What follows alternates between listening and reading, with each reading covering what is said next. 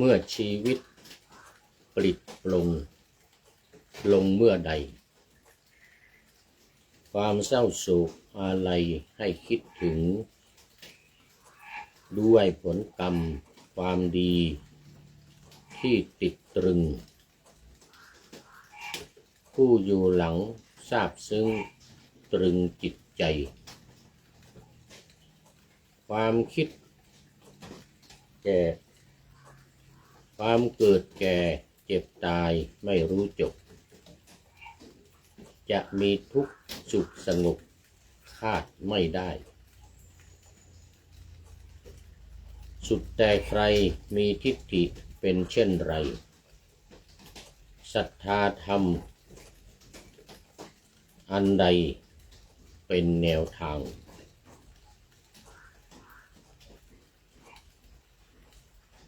ว่าโลกนี้จะแตกสลายสัตว์โลกจะเกิดตายไม่เว้นว่างโลกมนุษย์คงแปรไปได้หลายทางอย่ายึดติดปล่อยวางสิ้นกังวลขอถวายความนอบน้อมแด่พระรัตนตรัยมีพระพุทธเจ้าเป็นต้นขอถวายความเคารพพระมหาเถระพระเถรานุเถระเจ้าคณะพระสังฆาธิการทั่วโลกมีพระเดชพระคุณพระธรรมเสนาบดีเจ้าคณะภาค7วัดพระธาตุดอยสุเทพเป็นต้นและขออำนวยพรแด่ท่านผู้ฟังท่านผู้ชมสาธุชนพุทธบริษัททั้งหลายวันนี้รายการธรรมะหลังธรรมวัดเย็นของวัดพระธาตุดอยสุเทพออกอากาศทางสถานีวิทยุพระพุทธศาสนาแห่งชาติและจริยธรรมวัดพระธาตุดอยสุเทพระบบ FM 96 เมกะเฮิรตซ์มีพ่อครูวันลบนามมงพรหมเป็นผู้อำนวยการอาจารย์พระมหาประสิทธิ์ประสาธิโกเป็นหัวหน้าสถานีและอาตมาภาพพระครูปริยัติยานุศาสตร์เป็นผู้บรรยายเป็นประจำทุกวันเวลา 18:40 นาทีถึง 19:10 นาทีสำหรับวันนี้ก็บันทึกเสียงจากวัดพระธาตุดอยสุเทพ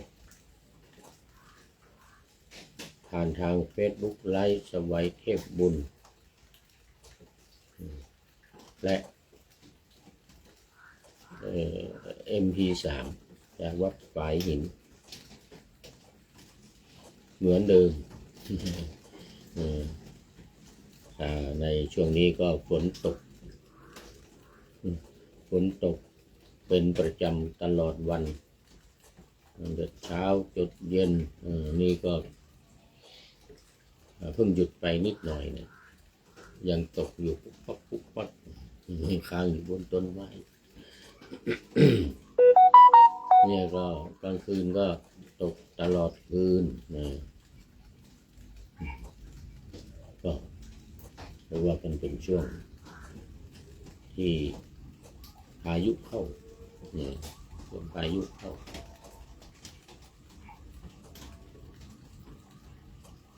ก็เป็นไปตามธรรมชาติบ้านเมืองเหตุการณ์อะไรต่างๆ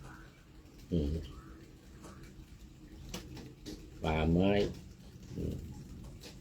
ฝนฟ้าคะนองเอาละ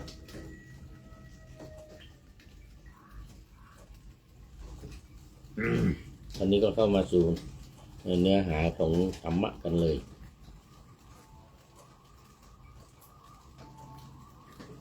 วันนี้ในหัวข้อว่าสมถะและวิปัสสนาต้องเป็นธรรมที่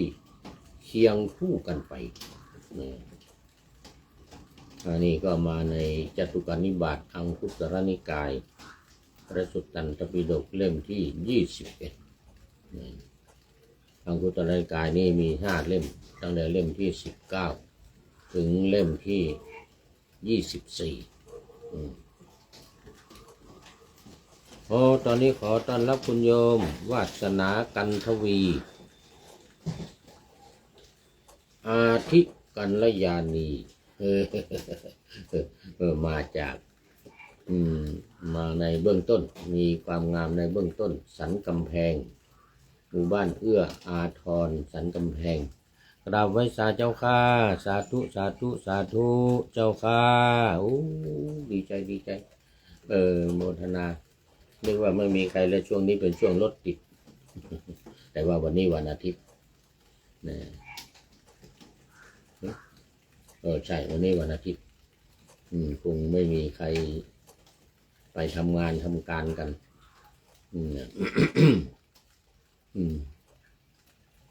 โมทนาโมทนามาดูเนื้อหาสาระของธรรมะในวันนี้กันฝนจะตกแล้วเจ้าข้าที่นี่ตกทุกวันนี่เมื่อกี้นี่ก็ตกตอนนี้กำลังหยุดไปแป๊บหนึ่งเนี่ยอีกสักประเดี๋ยวก็มาอีกบนดอยนี่ตกทั้งวันตอนกลางคืนก็ตกเป็นระยะตอนกลางวันนี่ก็เหมือนกันตกแต่เช้าเลยสายมาหน่อยก็ดีหน่อยแล้วก็ตอนบ่ายนี่ก็ตกอีกตลอดโอ้ดีชุ่มเย็นดี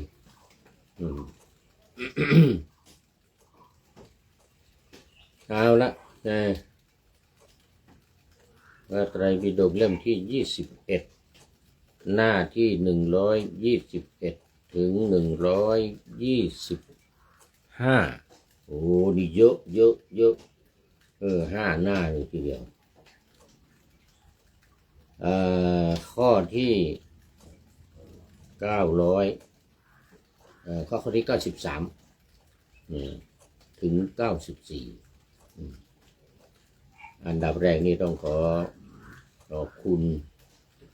หนังสือพุทธวจนะหมวดธรรมนำมาลงไว้เปิดธรรมที่ถูกปิดเรื่องสมถะและวิปัสสนาเป็นธรรมะโดยตรงกับรายการ พอดีเลยนะขอบคุณทีมงานของหนังสือพุทธวจนะหมวดธรรมของท่านอาจารย์คึกฤทธิ์สดธิพโลซึ่งเอาแต่พุทธพจน์มาลงไว้ แล้วก็มีที่มาจากพระไตรปิฎกทั้งนั้นเลยขอบคุณมากใจความก็คือภิกษุทั้งหลายบุคคล4จำพวกนี้มีปรากฏอยู่ในโลก4จำพวกเป็นอย่างไรคือ 1. บุคคลบางคนในโลกนี้มีปกติได้ความสงบแห่งใจในภายในเขาเรียกว่าเจโตสมถะแล้วก็แต่ไม่ได้ความสงบในธรรมด้วยปัญญาอันยิ่งอธิปัญญาหรือธรรมาวิปัสสนาตอนนี้ขอต้อนรับ FC ตัวจริง เมื่อกี้นี่ก็เดินผ่านมานี่ไปเจริญพระพุทธมนต์มาที่วัดราชครูอำเภอแม่แตงกราบนมัสการครับพระอาจารย์วันนี้เมตตาหลวงพ่อเจ้าคุณพระธรรมเสนาบดีให้กระผมนำพระสงฆ์วัดพระธาตุดอยสุเทพไปสวดธรรมจักรกับพระวัตนสูตรที่วัดราชครูอำเภอแม่แตงจังหวัดเชียงใหม่ครับผมสาธุเมื่อกี้ก็เดินผ่านมานี่เข้ามาในห้องส่งนี่แป๊บหนึ่งแล้วก็รีบขึ้นไปขอบคุณมากเป็น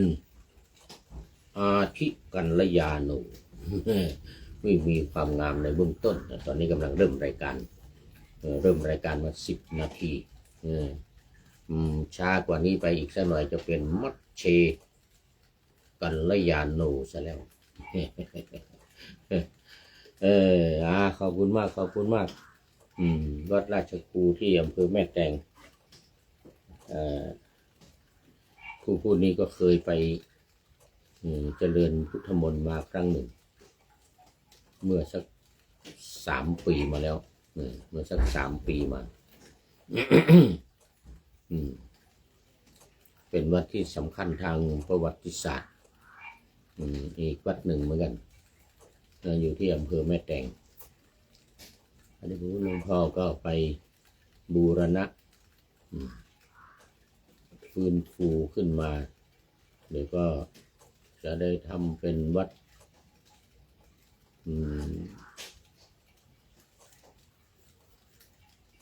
วัดมีพระสงฆ์อยู่อย่างถูกต้องตามกฎหมายต่อไปเอาละตอนนี้มา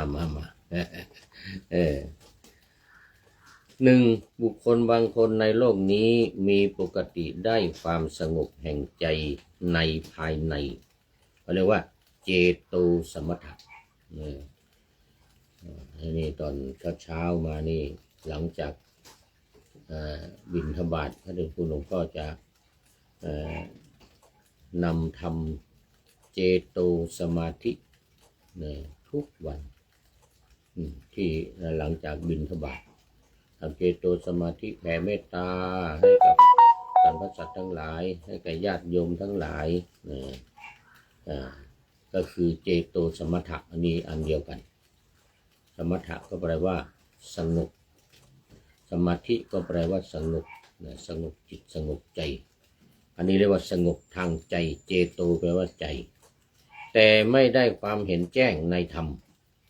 ด้วยปัญญาอันยิ่งเรียกว่าอธิปัญญาธรรมวิปัสสนาคือเห็นแจ้งในธรรมที่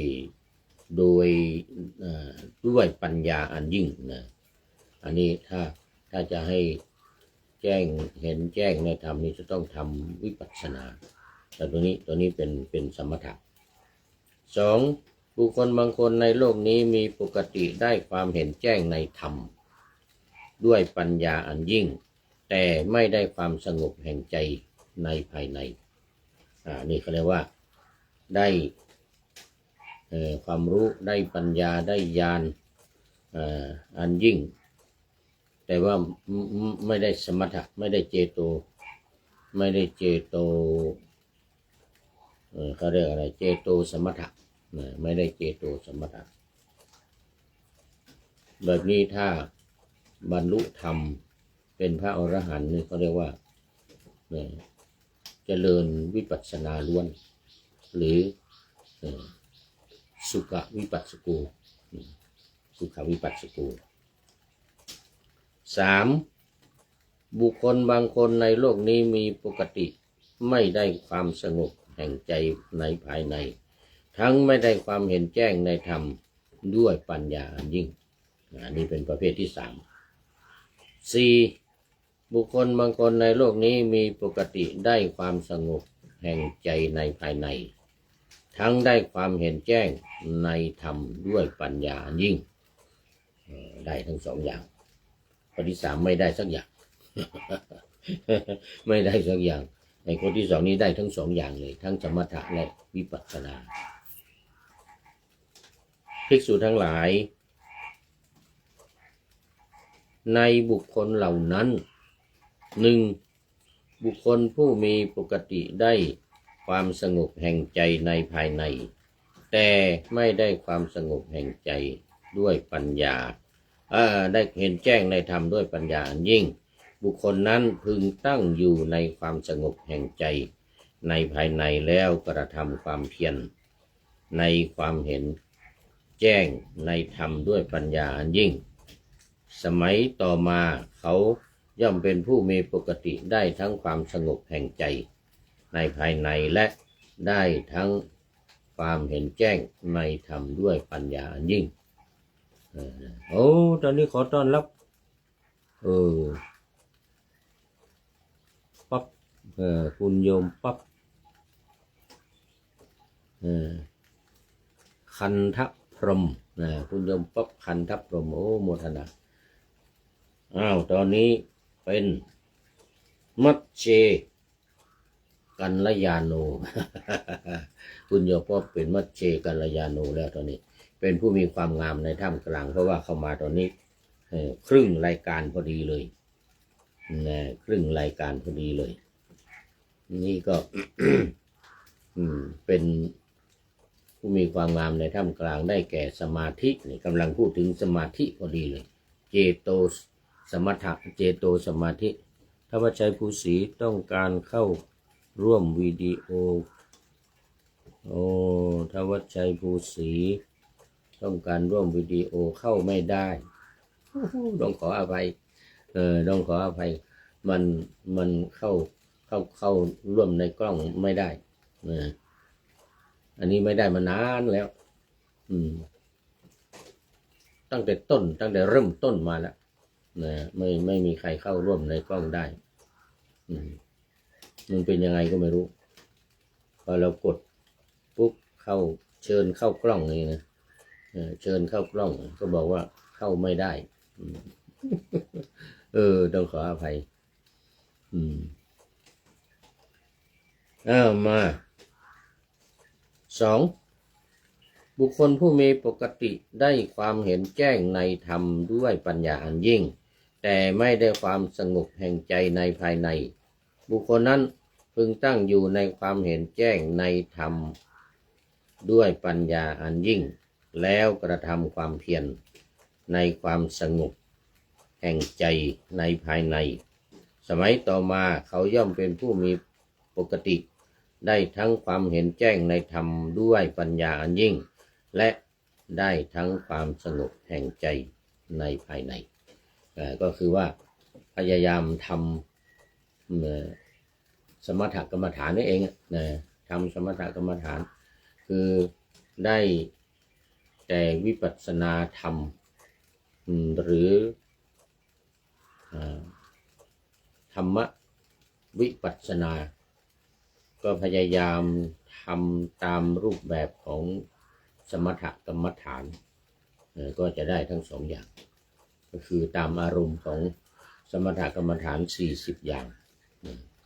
มีพุทธานุสติเป็นต้นแล้วก็ที่สุดท้ายก็จตุธาตุววัฏฐานะจตุธาตุววัฏฐานะกำหนดธาตุ4ให้เป็น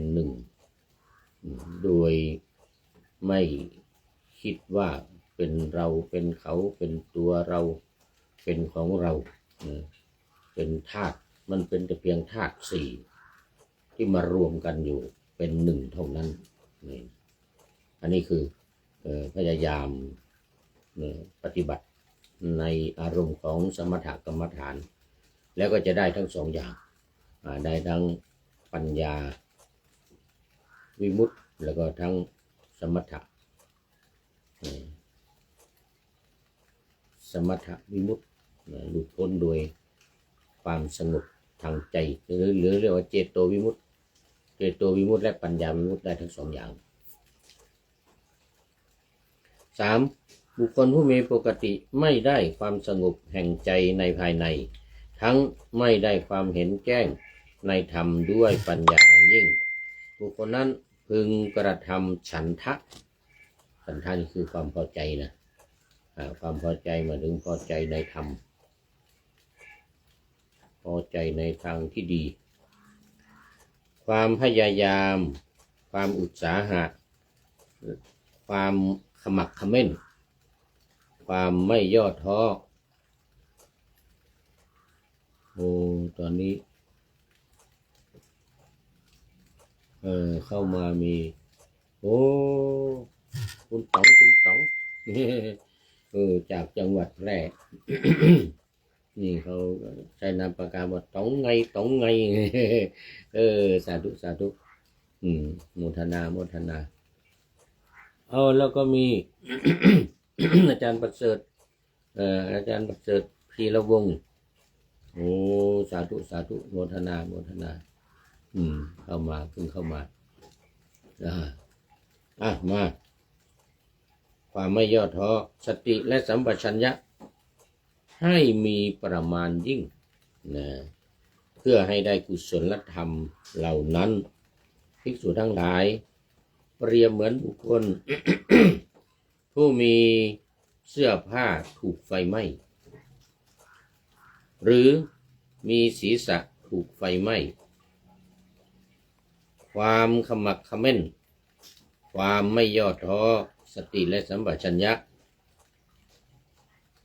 เขาพึงทำความฉันทะความพยายาม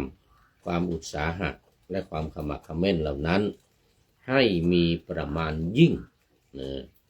เพื่อดับไฟที่ผ้าหรือที่ศีรษะฉันใดบุคคลนั้นก็พึงทำฉันทะความพยายามในความอุตสาหะความพยายามความขมักเขม้นในความไม่ย่อท้อสติและสัมปชัญญะให้มีประมาณยิ่งเพื่อให้ได้กุศลธรรมเหล่านั้นก็ฉันนั้นเหมือนกันสมัยต่อมาเขาย่อมเป็นผู้มีปกติได้ทั้งความสงบแห่งใจและได้ทั้งความเห็นแจ้งในธรรมด้วยปัญญาอันยิ่งอันนี้ขึ้นอยู่กับความอุตสาหะความพยายามความขยันความหมั่นเขม้นนะ 4. ภิกษุทั้งหลายบุคคลผู้มีปกติได้ทั้งความสงบแห่งใจในภายในและได้ทั้งความเห็นแจ้งในธรรมด้วยปัญญาอันยิ่งบุคคลนั้นพึงตั้งอยู่ในกุศลธรรมเหล่านั้นแหละแล้วกระทำความเพียรให้ยิ่งขึ้นเพื่อความสิ้นไปแห่งอาสวะทั้งหลายอันนี้เพิ่มเข้ามาคือเพื่อความสิ้นไปแห่งอาสวะในกรณีที่ได้ทั้งสองอย่างได้ทั้งความสงบในภายในได้ทั้งปัญญาความเห็นแจ้งก็พึงตั้งมั่นอยู่ในคุณธรรมนั้นเพื่อความสิ้นไปแห่งอาสวะคือกิเลสทั้งหลายสังโยชน์ทั้งหลายและบรรลุพระนิพพานตอนนี้ขอต้อนรับพระเดชพระคุณ หลวงพ่อสุทธิสงึมรำจากจังหวัดบุรีรัมย์วันนี้เป็นปริโยสานะกัลยาโน เป็นผู้ที่มีความงามในที่สุดแล้วตอนนี้เหลือเวลาอีก5 นาทีจะหมดเวลาพอดีพระเดชพระคุณหลวงพ่อเข้ามามีคติคือปริโยสารปริโยสานะกัลยาโนมีความงามในเบื้องปลายได้แก่ปัญญานี่พระรุตกำลังพูดถึงปัญญาในธรรมปัญญาอันยิ่งเนี่ยภิกษุทั้งหลายในบุคคลเหล่านั้นเนี่ยโอ้หม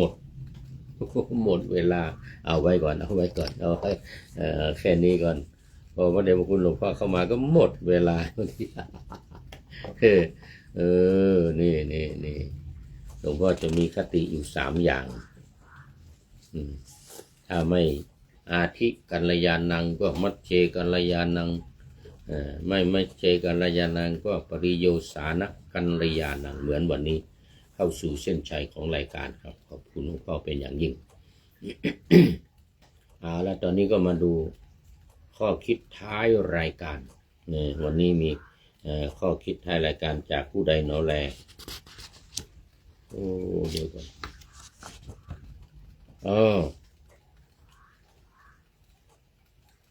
พุทธทาสประหลาดของโลกที่มาให้ที่มาแล้วก็ประพันธ์โดย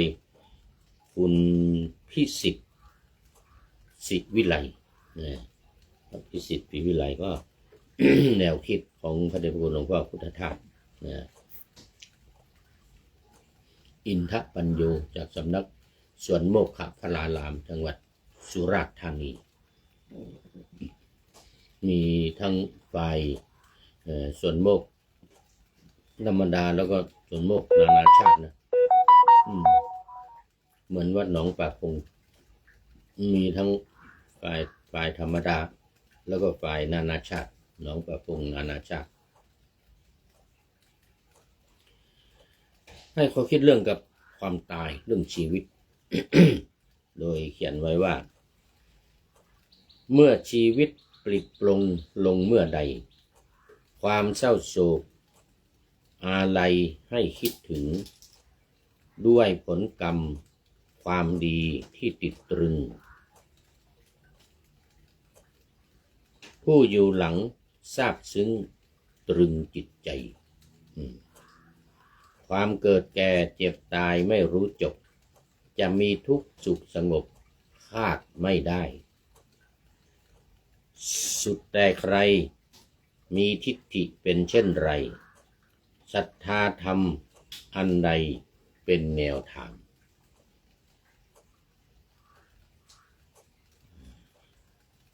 กว่าโลกนี้จะแตกสลายสัตว์โลกจะเกิดตายไม่เว้นว่างโลกมนุษย์คงแปรไปได้หลายทาง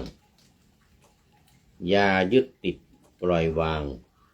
สิ้นกังวลนี่ก็ขอโมทนาขอบคุณกับคุณพิสิทธิ์ศิวิไลที่เขียนตามแนวคิดของพระเดชพระคุณหลวงพ่อพุทธทาสอินทปัญโยนักปราชญ์ของโลกเรื่องของชีวิตไว้ณที่นี้เป็นอย่างยิ่งขออำลาพระราชจากผู้ชมฟังที่เดินยืนนั่งนอนฟังทั้งหลายก็ให้มีความสุขใจและกายสดชื่นสบายไปตลอดกาลนำเอาธรรมะไปปฏิบัติเพื่อให้กำจัดทุกข์ใหญ่ภัยพานคนเกิดตายในวัฏสงสารบรรลุนิพพานทุกท่านกันเทอญขอเจริญพร